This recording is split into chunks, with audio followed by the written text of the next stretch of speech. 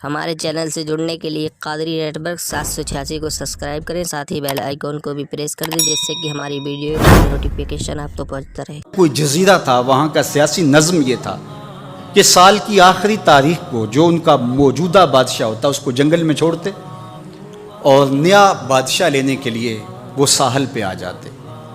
جو پہلا شخص ساحل پہ اترتا اس کو اپنا حکمران مان لیتے، جو بھی حکمران بن جاتا وہ خوش ہو جاتا، حالانکہ اس کو بتا دیتے کہ ایک سال کے لیے تجھے منتخب کیا ہے، سال کی آخری تاریخ کو تخت سے اٹھائیں گے، باندھیں گے، جکڑیں گے، اور اسی جزیرے کے دوسرے کنارے ایک جنگل ہے جہاں خاردار جھاڑیاں اور موذی جانور ہیں، وہاں تجھے پھینک دیں گے۔ وہ بھول جاتا، کہتا دیکھی جائے گی، اور سال کی آخری تاریخ جب وہ رسیاں اور زنجیریں لے کے آتے تو وہ پریشان ہو جاتا کہ آنکھ جھپکنے میں سال گزر گیا، پتہ ہی نہیں چلا۔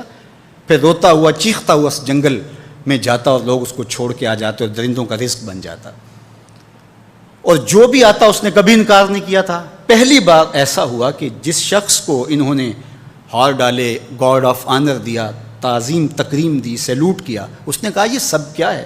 کہا کہ آج کے بعد تو ہمارا حکمران ہے۔ کہا میں تو امور سلطنت نہیں جانتا، میں تو تاجر آدمی ہوں، چیزیں بیچنے آیا ہوں۔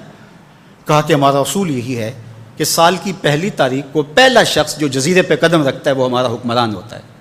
اس نے کہا میں تو امور سلطنت کو نہیں جانتا، تو یہ کس طرح ذمہ داری قبول کر سکتا ہوں؟ انہوں نے کہا کہ تمہیں کرنا ہوگی، اس کے علاوہ کوئی راستہ نہیں ہے، ہمارا یہ قانون ہے، ضابطہ ہے، اور یہ بھی بتا دیں کہ سال کی آخری تاریخ کو تجھے اسی جنگل کے دوسرے کنارے چھوڑائیں گے جہاں موذی جانوروں کا رین بسیرا ہے۔ تو اس نے کہا اگر انجام اتنا دردناک اور خطرناک ہے پھر تو میں بالکل جانے کے لیے تیار نہیں ہوں۔ تو انہوں نے کہا تو چاہے نہ چاہے باندھ کے بھی تخت پہ بٹھانا پڑا تمہیں بٹھائیں گے۔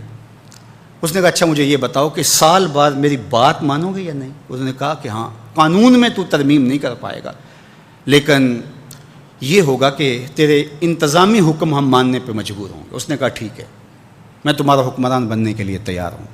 رومی بولتے ہیں کہ جب بھی کوئی شخص تخت نشین ہوتا تو وہ بھول جاتا کہ میرے 7 سال کی آخری تاریخ میں کیا ہونے والا ہے۔ وہ عیش و عشرت کرتا اور یوں وقت گزارتا، سال کی آخری تاریخ آنکھ جھپکنے میں آ جاتی۔ لیکن یہ پہلا شخص تھا، تخت نشین ہوتے اس نے پہلا حکم نامہ جاری یہ کیا کہ کمانڈوز بلائے جائیں۔ بلائے گئے، کہا اس جنگل میں چلے جاؤ جہاں تم بادشاہوں کو پھینک کے آتے ہو، اور وہاں کے موذی جانور کاٹ ڈالو۔ پھر بلدیہ کے ملازمین بلائے، کہا جاؤ جا کے وہاں کی جھاڑیاں کاٹو۔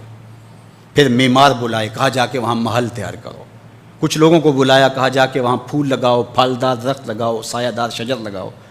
پوری حکومتی مشینری اس جنگل کو کٹوانے، وہاں کے موذی جانور قتل کروانے، اور وہاں خوبصورت محل بنوانے، کنویں کھدوانے اور پھلدار درخت لگوانے میں صرف کر دی۔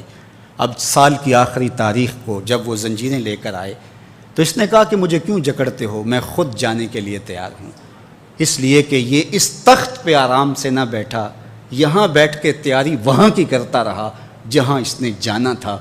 کافر اور فاسق دنیا کے تخت پہ عیش کرتا ہے، بھول جاتا ہے کہ میں نے کہاں جانا ہے، اور صالح مومن اس تخت پہ آرام سے نہیں بیٹھتا، جہاں جانا ہے اس کے لیے تیاری کرتا رہتا ہے۔